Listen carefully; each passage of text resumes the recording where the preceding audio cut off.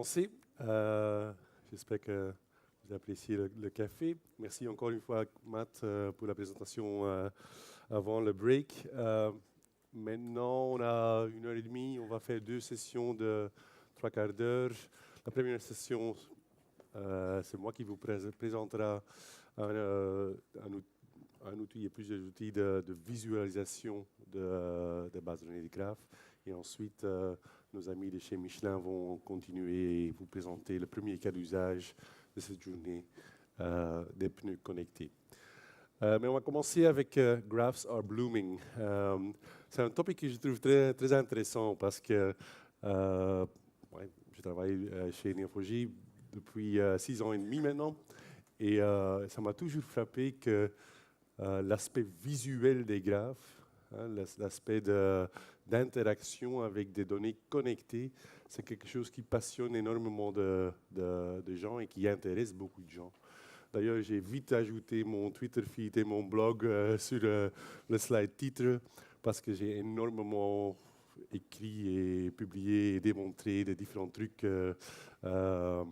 autres que ce que je vais vous démontrer aujourd'hui dans les années précédentes. Je pense qu'on a déjà mentionné, ce que nous on est en train de faire, ce n'est pas uniquement en train de créer une base de données des graphes, on est vraiment en train de construire une plateforme. On a vraiment la mission et l'ambition de créer quelque chose qui va changer la façon dont nous tous on va interagir avec les données. Et ça veut dire qu'on a besoin plus qu'une base de données. On a besoin d'une plateforme qui comprend beaucoup plus de différents composants. Tout en faisant ça sur une plateforme qui est de base architecturée, créée, développée avec la connexion des données en tête.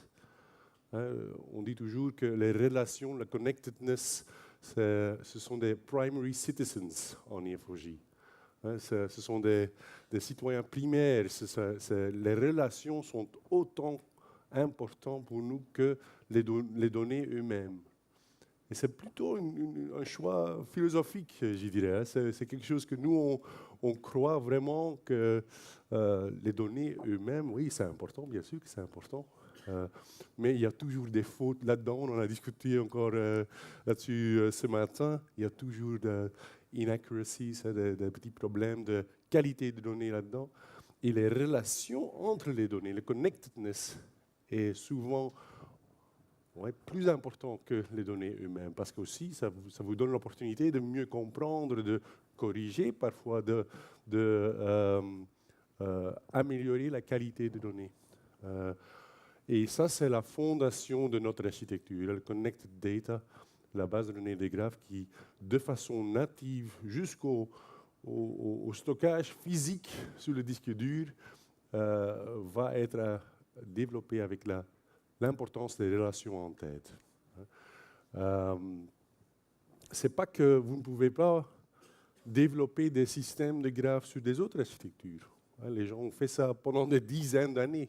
On peut stocker un graphe dans une base de données relationnelle. On peut stocker des graphes en Excel, si vous voulez. Mais ça vous limitera en analysant, en comprenant l'importance des relations. Et c'est quelque chose que nous, on croit vraiment de façon passionnée, je dirais, qu'il faut un nouveau paradigme. Il faut vraiment changer la façon de penser, la façon d'interagir avec les données. Et parfois, c'est inconfortable. Parfois, ce n'est pas facile de changer ça. Et moi, je parle à beaucoup de clients et ils me disent toujours « Oh, les graphes, c'est difficile, difficile, difficile, difficile. » Et ensuite, ça devient beaucoup plus facile. C'est souvent comme ça. Mais c'est un nouveau paradigme, c'est une nouvelle façon d'interagir avec les données. Et c'est ça la plateforme Neo4j qu'on est en train de construire.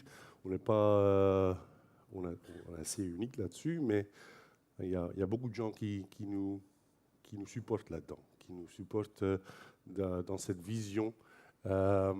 parce que c'est bien connu, ce n'est pas uniquement nous qui le disent, que les connexions, les relations entre les données sont une source de valeur. C'est Metcalfe's Law, c'est quelque chose qui sort du télécom, en fait, des analyses de réseaux télécom, où on a vu que la valeur d'un réseau augmente énormément avec le nombre de connexions entre les différents nœuds du réseau. Et c'est quelque chose qui sort du télécom, mais philosophiquement, je pense que c'est quelque chose qui est assez facile à apprécier dans les autres domaines aussi, hein, où la valeur des connexions est réelle. Ce qu'on va parler maintenant, c'est une brique spécifique de cette plateforme de graphes qui est la partie de Discovery et Visualization. Comme j'ai dit avant, Discovery et Visualization, c'est quelque chose qui intéresse beaucoup de gens parce qu'ils ont besoin de ne plus devoir parcourir toutes les listes, les tables de données, mais d'interagir avec les données d'une façon un peu plus naturelle peut-être, hein, avec des connexions, avec des relations entre les données. On a toujours travaillé avec beaucoup de partenaires, on a eu des homegrown solutions, des custom developed solutions pour ça pendant des années. Mais dans cette année-ci, on a sorti un nouveau produit qui s'appelle Neo4j Bloom. Bloom, c'est une architecture pour faire de la visualisation et la discovery, la découverte et l'interaction non programmatique, je dirais, avec les bases de données de graphes. Je vais vous en parler maintenant. Je viens déjà un peu d'accentuer ça déjà, mais je veux quand même répéter encore, c'est l'aspect visuel des bases de données de graphes. Ça représente énormément, ou ça réplique énormément notre façon de penser. Le graphe le plus fascinant est dans votre tête. Ce sont les neurones connectés de votre cerveau. Mais aussi, nous, en tant qu'êtres humains, quand on réfléchit, quand on pense, on fait ça de façon associative. On crée des relations entre différentes mémoires, par exemple, et c'est comme ça qu'on va se souvenir des différentes choses. C'est quelque chose qui existe, qui est connu depuis très longtemps. C'est pour ça qu'il y a quelques centaines d'années, on a développé des différentes techniques mathématiques pour en faire sens, pour comprendre mieux. Graph theory, comme on dit, la théorie des graphes qui a été développée. Mais maintenant, on voit ça très souvent dans les réunions de business dans lesquelles on participe tous. Quand on demande à un business user, à un non-technicien d'expliquer son problème, très souvent, il commence à dessiner. Hein. Il commence à dessiner des bulles et des flèches. C'est très souvent le cas et ça clarifie encore une fois que c'est notre façon de penser, c'est notre façon de comprendre la réalité dans laquelle on vit. Et notre mission en tant que société, c'est sur notre site web en fait, on veut aider le monde à mieux comprendre les données. C'est quelque chose, ça c'est la raison pour laquelle on a développé Neo4j. C'est pas parce que on avait envie de s'amuser. Les gens qui ont développé Neo4j d'origine, les 3 Vikings dans un garage en Malmö, ils ont développé ça parce qu'ils avaient une vision. Ils voulaient mieux comprendre le monde. Ils voulaient mieux comprendre les données. Et cet aspect visuel aide énormément là-dedans. Moi, en tant que personne privée, mais aussi en tant que professionnel, quand moi j'ai besoin de formaliser mes pensées, qu'est-ce que je fais? Je commence à dessiner des mind maps. Je ne sais pas s'il y a encore des gens qui utilisent ça. Moi, je fais ça tout le temps. J'ai un petit bouquin et je commence à dessiner ce que je pense et ça m'aide à mieux comprendre mon problème, ça m'aide à mieux comprendre mes teenagers à la maison, mais aussi mon environnement professionnel. Si je dois résoudre un problème, je commence à dessiner. C'est un thinking tool. C'est quelque chose que j'utilise pour mieux penser. C'est aussi un development tool. C'est quelque chose que nous, on utilise en tant que technicien souvent pour comprendre les données de nos clients, des autres départements avec lesquels on va collaborer pour mieux comprendre leurs problèmes, pour mieux proposer des solutions à leurs problèmes. Un communication tool, pour mieux expliquer, pour documenter ce que j'ai appris, les solutions que j'ai découvertes. Je veux les communiquer autour de moi et je vais le faire avec des images, avec des dessins. C'est interactif, ça m'aide à explorer les choses, à découvrir des nouvelles compréhensions, je dirais. Reporting tool, analysis tool, vous comprenez.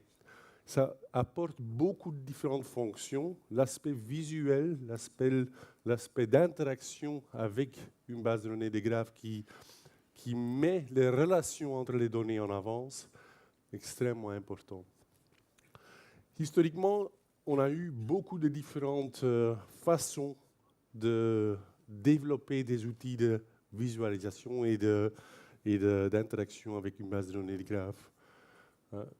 Ici, à droite, ça, ce sont les toolkits. Ce sont vos développeurs, vos techniciens qui ont encore toujours, et ça peut être un choix valable encore toujours aujourd'hui, qui développent une visualisation en faisant partie d'une application et qui intègrent ça dans une application fonctionnelle dans un domaine spécifique. On utilise un toolkit pour ça.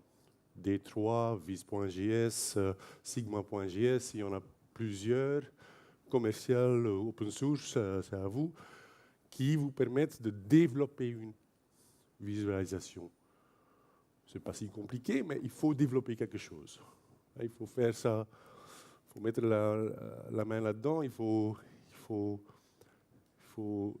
développer du JavaScript ou n'importe quoi, et il faut développer une interface.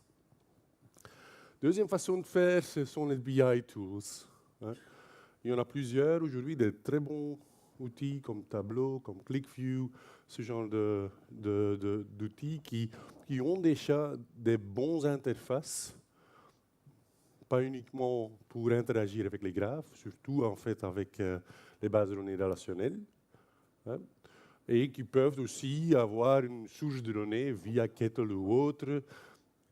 Ils peuvent importer des données des graphes de Neo4j aussi et peuvent être intégrés dans une interface compréhensive. On a vu ça déjà souvent. C'est une approche assez populaire dans des grandes sociétés parce qu'ils ont déjà un investissement dans un outil BI déjà. Vous connaissez peut-être Linkurious, société française, grands amis à Neo4j, qui ont développé des très beaux graph-specific solutions de visualisation qui vous permettent de configurer out of the box une interaction avec Neo4j, qui vous permettent de partager ces interactions aussi. D'ailleurs, c'est ça qui a été utilisé par la ICIJ, le International Consortium of Investigative Journalists. Moi, je trouve ça toujours un test un peu de prononcer ça. Mais la ICIJ a utilisé Linkurious pour investiguer les Panama Papers et les Paradise Papers. Très bonne solution, out of the box. Mais ouais, je pense que c'est raisonnable de dire c'est une solution assez large. Il y a beaucoup de choses à intégrer. Ce que nous, on a développé maintenant, c'est quelque chose... Oh, excusez-moi. Quelque chose de beaucoup plus simple. C'est Neo4j Bloom, c'est quelque chose standalone, ça marche sur un PC, ça se connecte à Neo4j, ça fait partie du Neo4j Desktop. C'est un peu un outil léger qui vous permet à vite interagir avec Neo4j de façon non programmatique, sans devoir connaître Cypher, sans développer une application là pour ça. C'est quelque chose qui est immédiatement utilisable. Ça utilise quelques composants et je vais bien vite les parcourir avant de vous le montrer. D'abord, ça utilise un concept qu'on appelle une perspective. Perspective, c'est une vue sur le graphe conçue pour un utilisateur business. Donc, c'est pour l'utilisateur business, on va dire, OK, ces parties du graphe sont importantes. Peut-être qu'il y a des autres parties du graphe qui ne sont pas du tout importantes, des spécifiques subgraphs avec des labels spécifiques qui n'intéressent pas certains utilisateurs business. Donc, c'est une perspective, une vue spécifique. On peut avoir plusieurs perspectives sur un seul graphe. On peut dire, on va avoir des différentes vues. Ça utilise des nouvelles techniques de visualisation.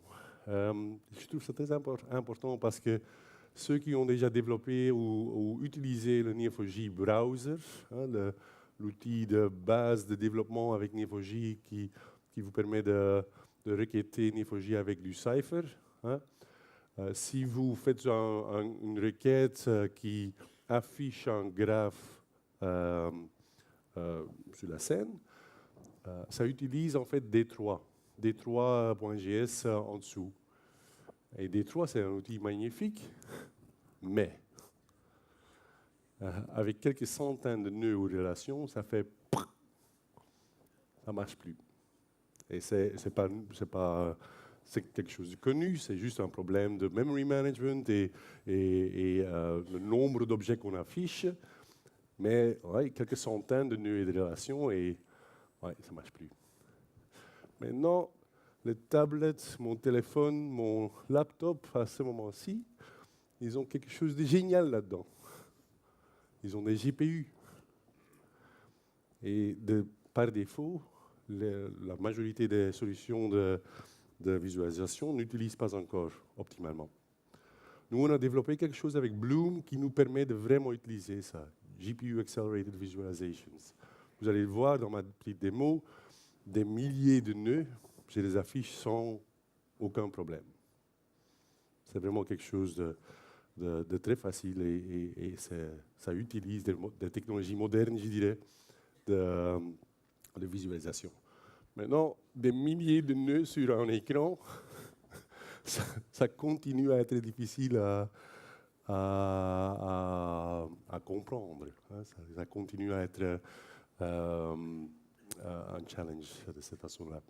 Mais on peut le faire et parfois c'est quand même utile parce que ça vous permet très vite de comprendre les grands clusters qui sont là-dedans et ce genre de choses. Ça marche assez bien. Ça nous permet d'explorer ce graphe. On peut dire, OK, j'ai trouvé quelque chose, maintenant, donne-moi ce qui est autour. Il y a peut-être des choses autour. Dans la localité de la pièce d'information intéressante qu'on a trouvée, maintenant on va l'explorer, on va voir ce qui est autour. Peut-être il y a encore des autres patterns, des autres données intéressantes que je peux investiguer. De cette façon-là, c'est un outil d'exploration qui me permettrait de découvrir peut-être des nouvelles informations. Inspection, bien sûr, une fois que j'ai trouvé quelque chose, je peux l'inspecter. Je peux voir ce qui est là-dedans, quelles sont les différentes properties, quelles sont les relations que j'ai entre les différentes pièces d'information. Donc je peux interagir avec et je peux éditer aussi. Sans écrire du cipher, je peux éditer mon graphe, je peux créer des nouveaux properties, je peux les effacer si nécessaire. Code-free graph changes. Et pour moi, la meilleure est à la fin. La meilleure chose est à la fin, c'est la recherche. On a développé quelque chose que moi je trouve vraiment extrêmement important, c'est Near Natural Language Search. Ce n'est pas Natural Language Search, ça ne veut pas dire ça.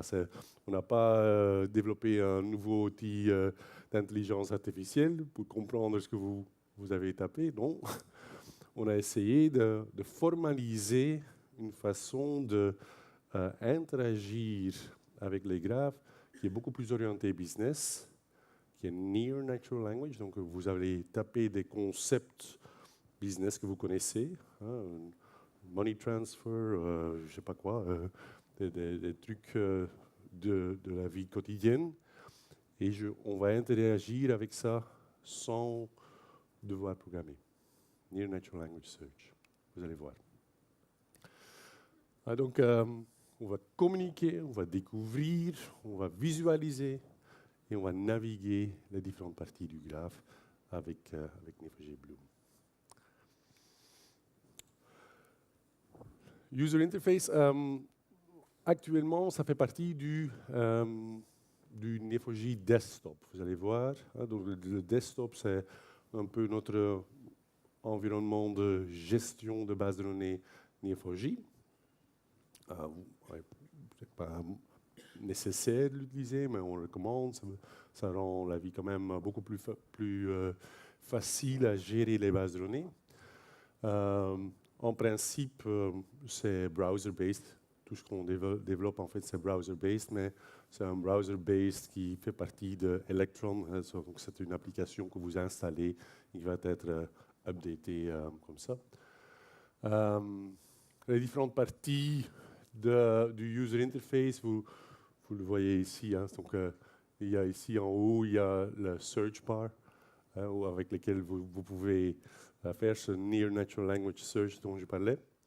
On a une partie d'inspection ici, avec laquelle vous pouvez inspecter les différentes properties d'un nœud ou des relations, mais aussi les éditer si nécessaire. Ici à droite, il y a toute une partie avec les différentes parties du graphe, les icônes, les couleurs, les labels qu'on utilise dans la base de données. Tout ça fait partie de cette perspective qu'on va développer pour un type d'utilisateur spécifique. Bien sûr, il y a du pan, zoom, select, tout ça, ça existe aussi, bien sûr. Ouais. Graph Perspective, j'ai déjà expliqué. Donc, on va essayer de gérer la visibilité, de voir, OK, il y a une certaine partie du graphe dont j'ai besoin, OK, je vais la sélectionner. Tout le reste, je vais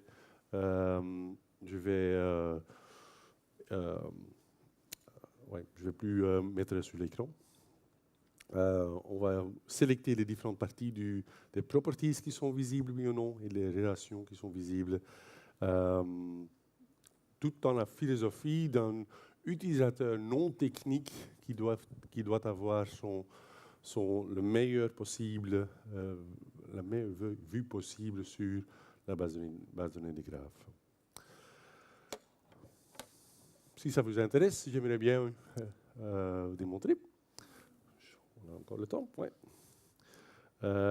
Et je fais ça en switchant vers mon Neo4j Desktop. Donc, desktop, ça c'est l'environnement où on va non pas uniquement gérer les différentes bases de données Neo4j. Donc, moi j'ai mon beer graph ici, Matt. Je continue à l'utiliser. J'ai plein d'autres trucs que j'ai développés pour les différents clients. Et j'ai aussi une base de données de détection de fraude qu'on a créée. C'est une base de données artificielle. Ce ne sont pas des données réelles qui sont là-dedans. Et ici, vous voyez la base de données Neo4j avec les log files, le terminal, Les settings, je peux les éditer ici. Donc ça, c'est l'environnement du desktop. Hein. Mais ici en haut, vous trouverez les différentes graph apps, hein, qui peuvent être attachées à une base de données Neo4j. Et peut-être vous connaissez déjà le graph app qui est le Neo4j browser. Hein, donc avec ça, vous avez la possibilité de vraiment interagir avec la base de données de façon technique. Donc par exemple, si je clique ici, en fait, ce qui se passe, c'est qu'il y a un query cipher, hein, qui est exécuté ici. Donc si je dis, OK, j'ai un account holder, mais je veux aussi voir ses connexions, hein, il va me donner quelque chose de différent. Mais je dois l'écrire, je dois taper du cipher. Hein, et je dois connaître du cipher pour faire ça. Environnement très puissant. Un des environnements, en tant que développeur, ce sera encore toujours votre go-to environment pour développer des nouvelles applications avec Neo4j.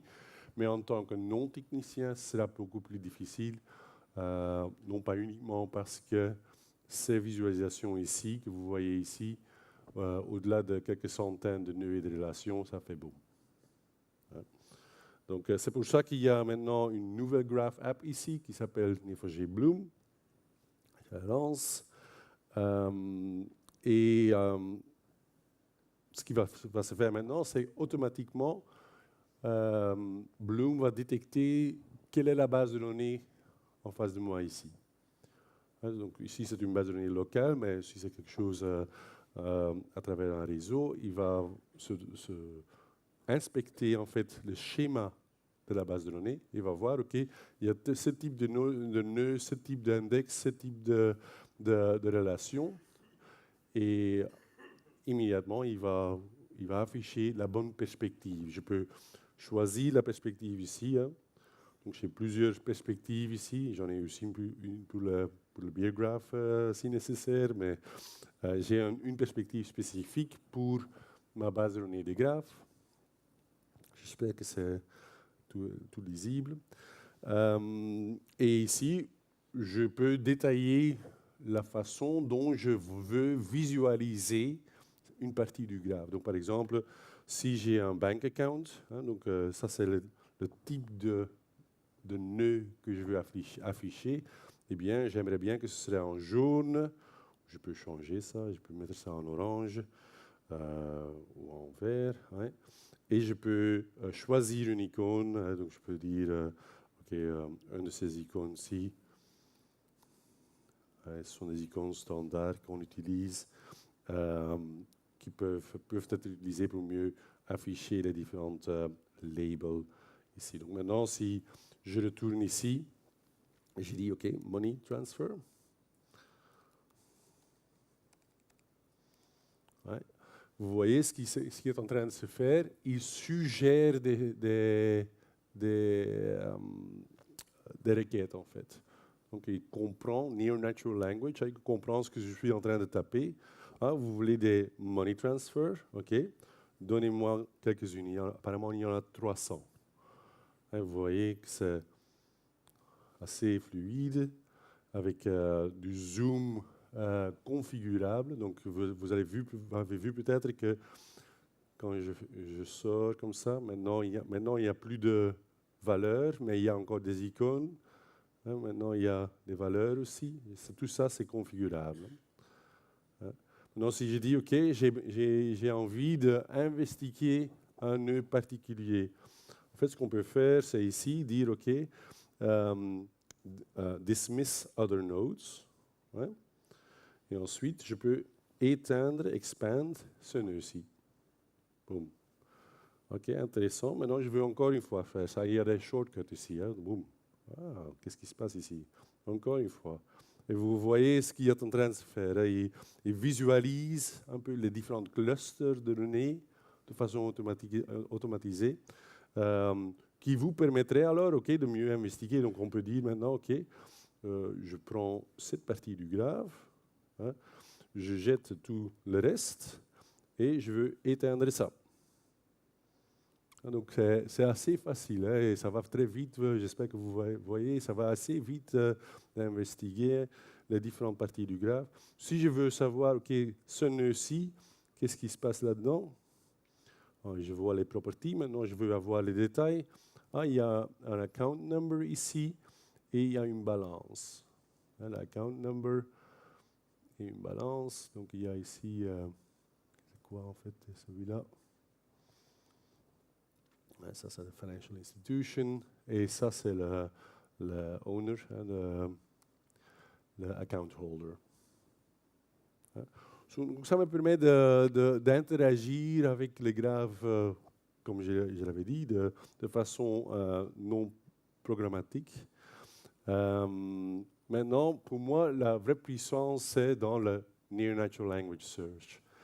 Comment ça marche? Je vais vous le montrer ici. Parce qu'on a configuré la perspective ici, mais on peut aussi configurer en fait les search phrases, custom search phrases. Custom search phrases, c'est quelque chose qui me permet de vraiment parler la même langue que mon utilisateur.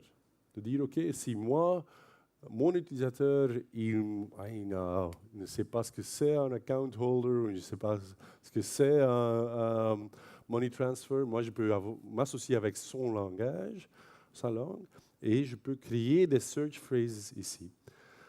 Ce qui est important, c'est qu'on a toute la puissance de Cypher là derrière. Donc, si vous avez des requêtes vraiment compliquées, avec peut-être des algorithmes de graphes ou des calculations de distance ou des pathfinding measures, je ne sais pas quoi, que vous pouvez uniquement exprimer en Cypher, et bien ici, vous pouvez l'abstraire et le décrire en langage naturel. Donc, par exemple, ici, j'ai un query ici. C'est peut-être, je ne sais pas si je peux. Je vais vite prendre Atom et cette partie-là, je n'avais pas compté. Ça, c'est le Cypher Query que j'ai ici. Le Cypher Query qui me permet de détecter ce qu'on appelle un fraud ring. Un fraud ring, c'est assez commun dans la détection de fraude. On cherche des structures qui sont connectées les uns les autres de façon indirecte pour masquer des transactions non permises. Donc c'est une requête un peu plus compliquée. C'est pas immédiatement compréhensible, certainement pas pour un utilisateur business. Maintenant, ce que je fais en Bloom, ici, je dis, OK, ce Cypher Query-là, je veux pas que mon utilisateur business le voit. La seule chose que l'utilisateur business doit dire, c'est, je vais d'abord effacer la scène. Ce que lui doit faire, c'est find fraud rings. Donc j'ai associé une requête Cypher assez compliquée avec un Near Natural Language Sentence qui dit find fraud rings. Et immédiatement, on voit ici qu'il y a des trucs un peu bizarres. Il y a des gens, donc Winfred et Catherine, ils partagent avec Lee, encore une fois, ils partagent un numéro de téléphone. Il y en a aussi qui partagent des numéros de sécurité sociale. Il y a plein de trucs un peu bizarres ici. C'est un ring. Et pour ça, c'est quelque chose qu'il faudrait investiguer. Et on fait ça sans écrire du Cypher. Il y a un autre exemple ici, c'est card skimmers. Ce sont des gens qui font des transactions avec des cartes de crédit. Les uns après les autres, très vite les uns qui suivent les autres et qui veulent probablement dire que votre carte a été compromise. Ça, c'est simple, ça. J'ai une phrase business qui est associée avec une requête Cypher compliquée. Et juste en tapant cette phrase-là, je lance la requête et je la visualise. C'est tout. Ce qui est encore beaucoup plus intéressant, c'est que ces phrases-là peuvent être paramétrisées.